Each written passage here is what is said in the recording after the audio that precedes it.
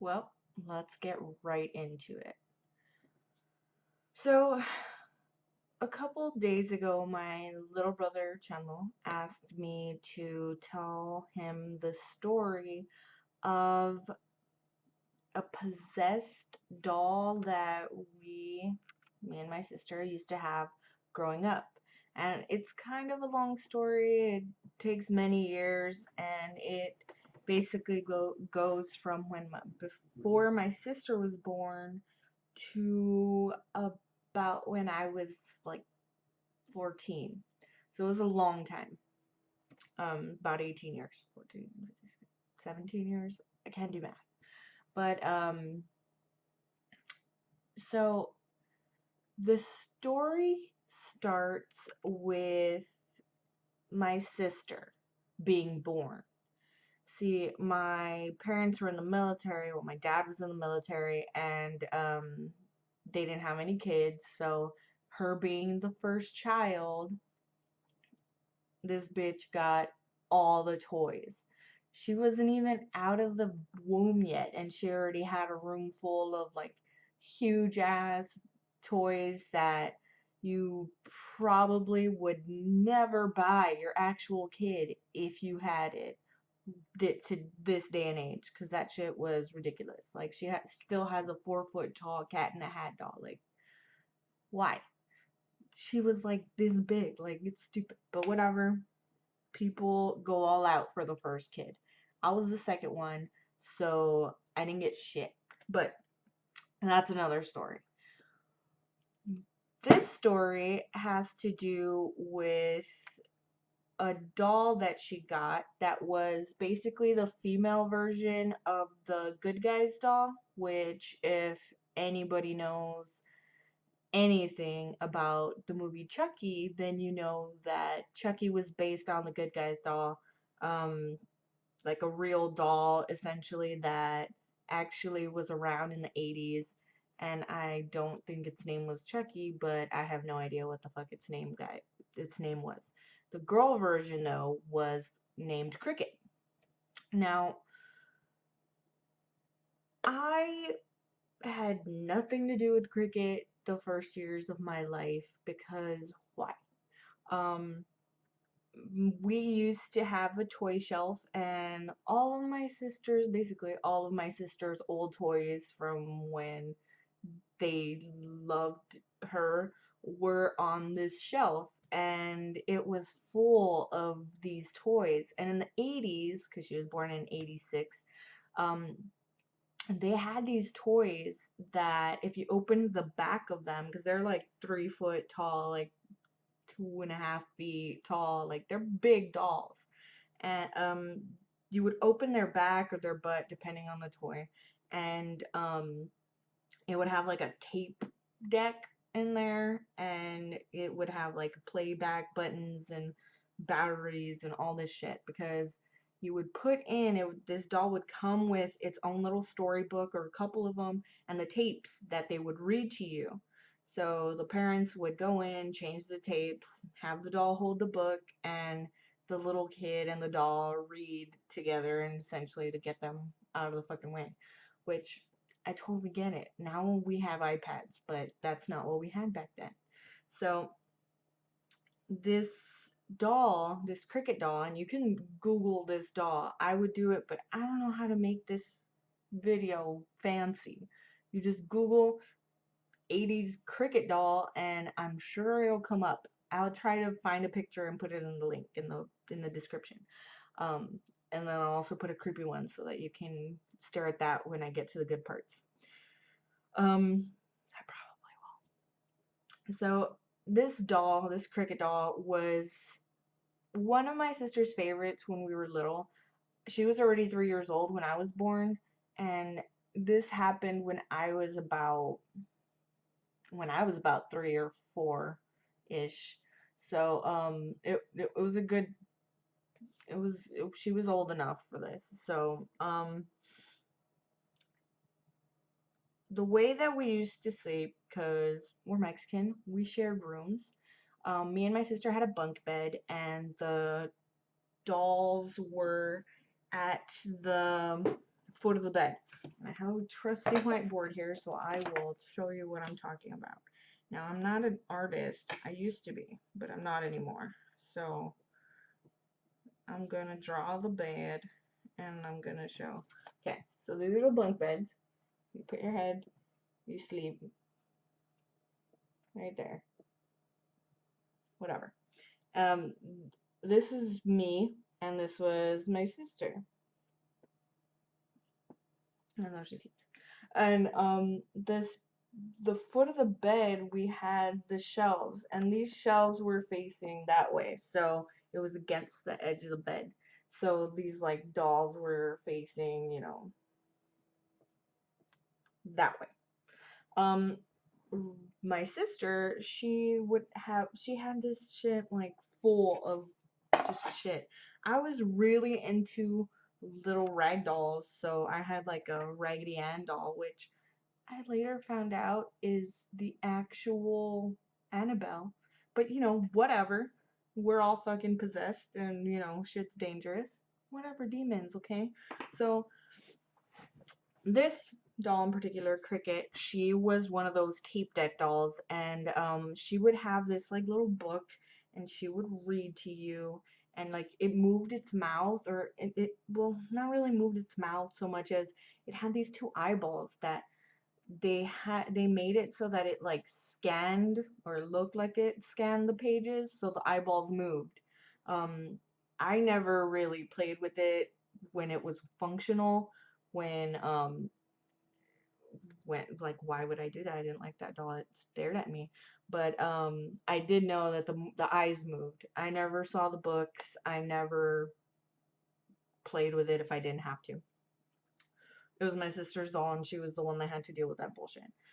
But this doll, um, on this particular day, um, my sister was playing with it, and it was singing songs to her or some shit. I don't know. My sister was annoying. The dolls were annoying. I was over there with my Raggedy Ann doll, minding my own damn business. I was a very quiet kid. Um, but this doll was annoying, and my dad needed batteries, so I think it needed like a billion AAA batteries or like 2D batteries, which is the same thing. And it my dad was like, well, kill two birds with one stone. I get batteries. This doll shuts the fuck up. So he just took the batteries out of the doll, thought nothing of it, and my sister put it on the shelf at the foot of her bed, like right at the top of the shelf, and picked something else, which was probably a big bird doll that also did the same shit, talking and singing songs. And thought nothing of it for the rest of the day. It was one of those, it's always like kind of a gloomy day, right, when this shit goes down. But this time it was a particularly gloomy day, and that was the soda. Sorry if you heard that. I'm just not good at putting shit back. On this particular day, this we were asleep. It was really fucking dark, and I think like a lightning hit. No, that was the other doll. I don't know. I was knocked the fuck out. I have no recollection of this actually happening, but according to my sister and according to my dad, this happened. Um, I'm a very heavy sleeper. I was, so I slept through like all of this. Basically, I was knocked the fuck out. Like I was gone. I was like, like how 3-year-olds sleep. Like I was like drunk sleep. Like I had probably run around past my nap time, and I was paying for it, which is better for my parents, right? And my sister was knocked the fuck out also with her dead man sleep, and suddenly she woke up because one of her toys was talking. And when you're a kid, you forget shit, so you're not initially scared, but my sister will never admit it, but she's kind of a scaredy cat. And she at this point, she heard the doll. She didn't even open her eyes. She probably was like all PTSD and like thought somebody was like robbing or something. I don't know why the hell she just started screaming, but my sister started screaming and she was screaming and screaming and screaming. And my parents, obviously thinking that like somebody was fucking murdering us, my dad runs in. Of course, he's wearing his little tidy whities, right?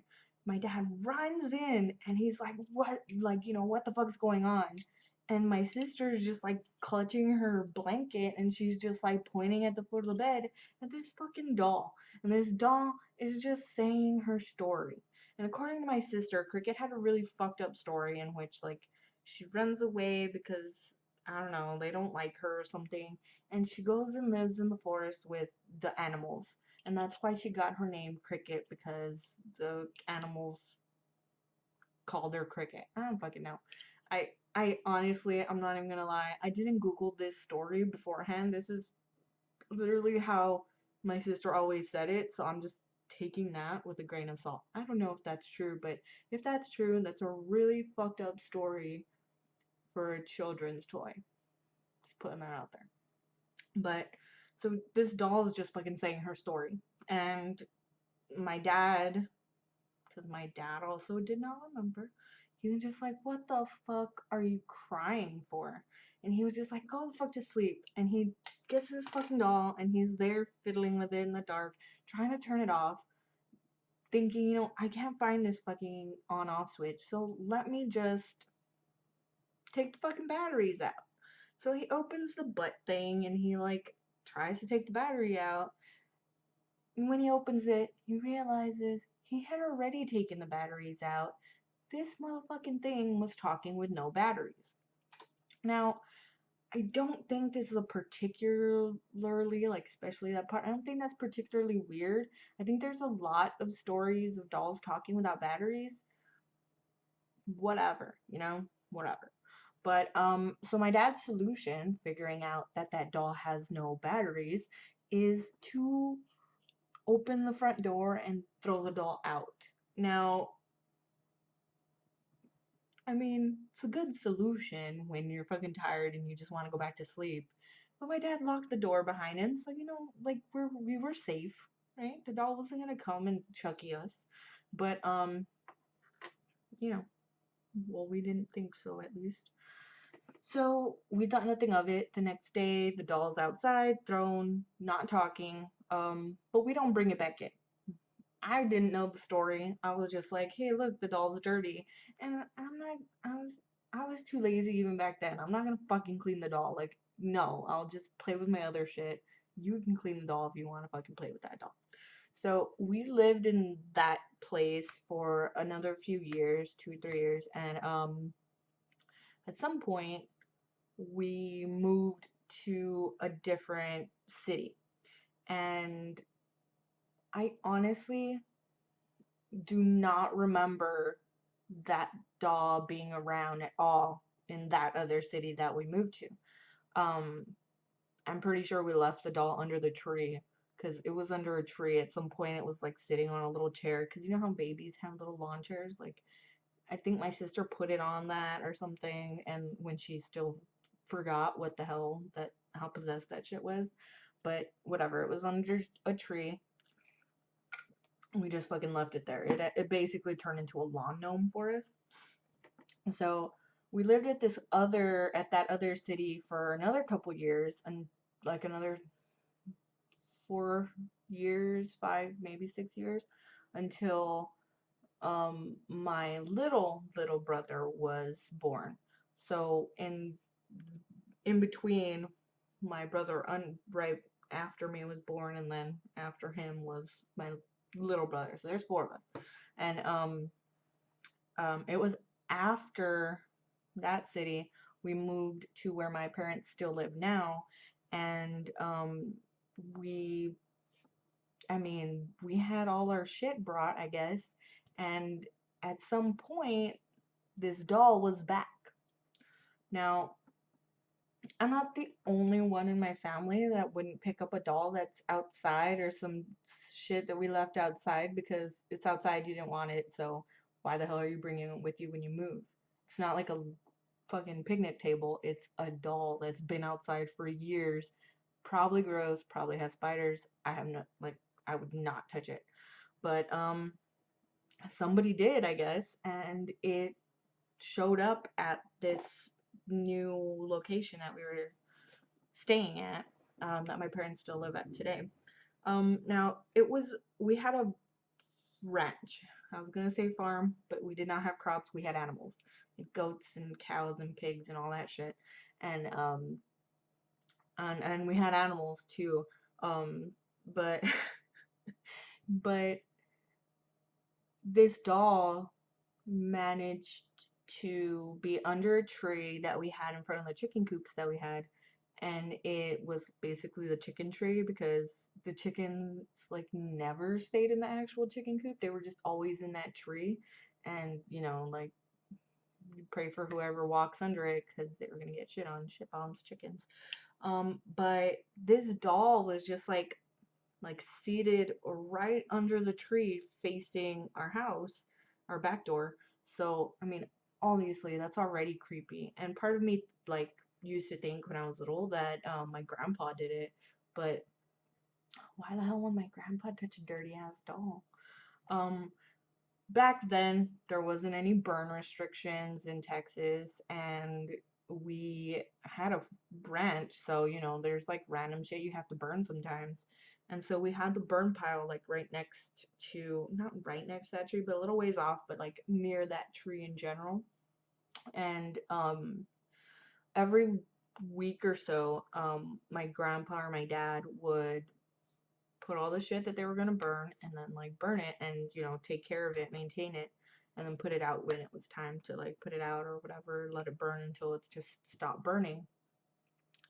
And there was a few times actually that they threw that doll in because it was just sitting there under the tree. They would throw that into the burn pile, and like a couple days later they would find the fucking doll back under the tree.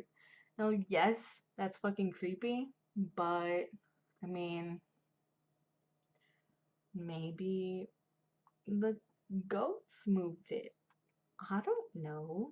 But at this point, we had our washing machine outside, and we had it under well, near this little, not a shed, but it was like a little patio, detached patio area. We called it the techito.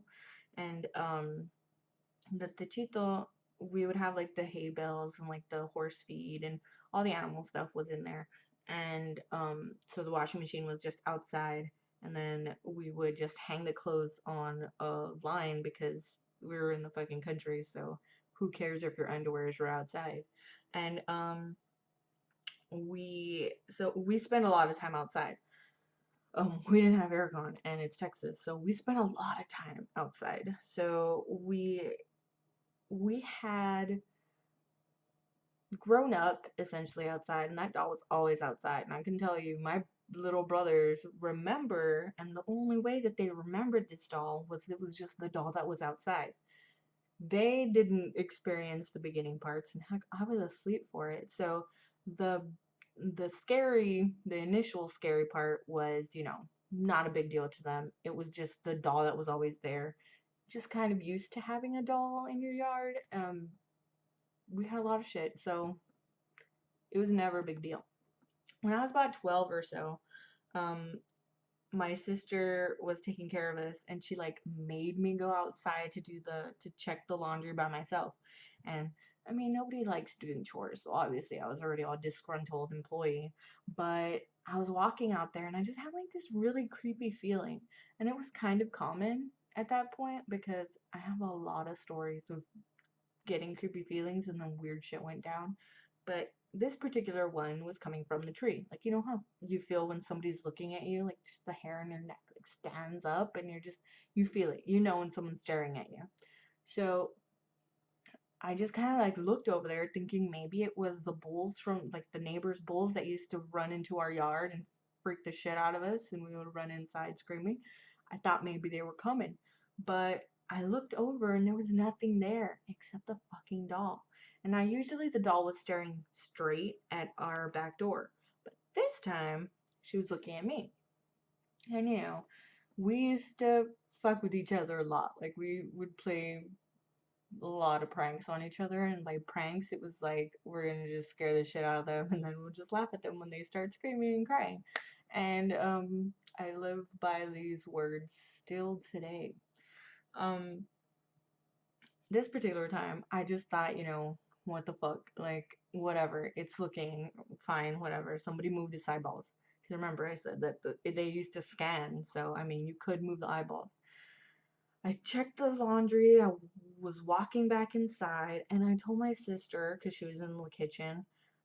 I said, "Hey, did you move the doll's eyeballs?" And she was like, "Fuck no! Why would I do that? That shit scares the shit out of me." She's already like 15 or 16 at this point, so I mean, she had some issues with that doll. And I say, well, it was looking at me. I swear it was looking at me. You know how it usually just looks straight? It was looking over there where I was at the washing machine. Like it was looking at me. And she was like, you're fucking crazy. Like you're just seeing things, you just want to be scared, but you're just trying to fuck with me because, we have grown up to be very critical about everything because we fucked with each other so much. You kind of just figure out when someone's fucking with you, which is a good skill to have. So, kudos to us. Um, but I tell her, no, this fucking doll is staring at me. So I'm like, come on, let's go see if she's moving her eyes. And we go outside, and the fucking doll was staring straight again. I shit you not, it was straight. And my little brothers were inside playing like fucking Mario or some shit. Like they were busy. So it was not them. And my grandparents weren't there taking care of the animals. So like it was literally nobody was outside. And this is in the country, so it's not like we had neighbors that were close enough to even come to our yard that weren't scared of us. So nobody was outside, so it was really fucking creepy. And my sister was just, she didn't see it staring at me, so she just thought I was overreacting. And I had like a cup of water with me. So I'm just like, okay, fine, watch. And I spilled the water. Like, I just threw the water on her face. I always wanted to do that with somebody, but I did it to the doll. And I was like, let's go inside. And I fucking swear to you, like, I was like poking at it, like wetting her down so you could see it properly with a glass of water. I was like, I shit you not, we're gonna go outside, we're gonna come back. Its eyes are moving. And so we went outside, or we went inside, and we came back out, like, well, we didn't really come back out immediately. It was a couple hours later after my parents had already gotten home from work that we went out with my mom to hang the clothes that I had just washed. And sure enough, she was staring at the washing machine again. And I fucking told my sister, like, trying not to make a big deal because my mom would get pissed at us if we weren't paying attention to what we were doing. Um, just being like, look where the fucking doll's eyes are looking. And my sister was just like, like, yeah, maybe they're loose and they're just moving. Maybe. I don't know. But no. Basically. No, that's not what happened. We thought nothing of it after that. Like, I just fucking did not look at the doll. If I didn't look at it, I didn't notice if it was looking at me. That was my way of dealing with problems with that doll. But a couple of years later, uh, on, I believe it was Independence Day, my family used to get together and do huge bonfires for Independence Day. And this particular one, we had like extended family there. I have a huge family, so it was like my dad's brothers, my like immediate cousins on my dad's side, a couple of my aunts on my mom's side, uh, and like her cousins. So my second cousins were there, and then like their kids. There was just a shit ton of people there, and me and my sister were like running in and out, making sure everybody had like shit to drink and everybody was having a good time, taking care of the little kids, making sure nobody shit themselves or like destroyed anything. And one of our little cousins, Talia, she found the doll under the tree. She saw it. We were all outside, so she's over there playing with the little doll, and she was already talking to it and being like, "Oh, you're so pretty," and um, cleaning her up, and she was just playing with a doll. And me and my sister would like see her and we would just kind of like look at each other like, oh shit, you know, because we knew what was gonna happen. This is kind of normal, um, especially in our family. Um, Hours pass. Talia is like inseparable with the doll. She's like dragging it everywhere, which is like fucking creepy to us. Like it's like watching a little girl like dragging a dead body. Like that was a thing. Like it was not a doll. But Dahlia was in love with it, and so we just let her because we figured, you know, she'll get bored of it, she'll leave it. They have to leave soon. Whatever. We'll figure it out later. We'll just put her back under the tree. Well, at the end of the night, Dahlia's mom, which is my mom's cousin, so like my second cousin, Dahlia's mom comes up to us, or comes up to my mom really, and she's like, basically in Spanish saying, Dahlia really likes the doll, and it's just outside in the yard anyway, and you know, it's all dirty and stuff, so can she have it? Because she really likes it. And now my mom didn't want to say yes right away because, you know, you don't want to just be like, here, take all my shit. But like, she just was like, oh, let me ask my daughters. So my mom comes up to me and my sister and she's like, hey, you know, Atalia wants the doll. Is it okay if she has it? And me and my sister just looked at each other, looked at my mom, and were like, she doesn't want that doll.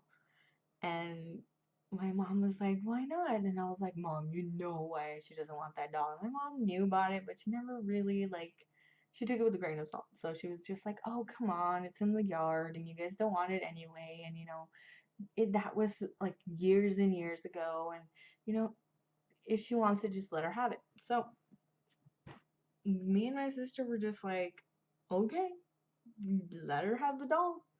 But if some shit goes down, they didn't get it from us. So my mom tells her yes, she can have the doll, and Dahlia gets so excited.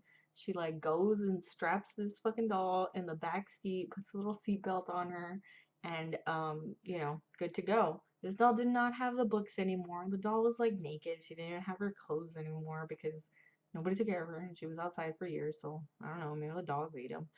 And she has like written on her face with a pen because hello, she grew up with my sister. My sister writes on everything you can ask.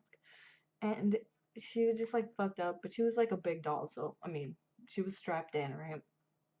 And she didn't have batteries. There was like she's been outside through the wind and the rain, so she's fucked up. But whatever. Um, she looked ratchet as hell. And my aunt, my well, my mom's second cousin, Dalia's mom, was taking my aunt back home after the get together. So they were in the front seat, Dalia and the doll were in the back seat, all strapped in, and you know, Dalia's in the back talking to the doll the whole time as my aunt is dropping off my other aunt. Now, the rest of the story is what my that aunt, Dalia's mom, ended up telling my mom like weeks, months later about that night. She didn't remember that it was us that gave it to her, so we lucked out.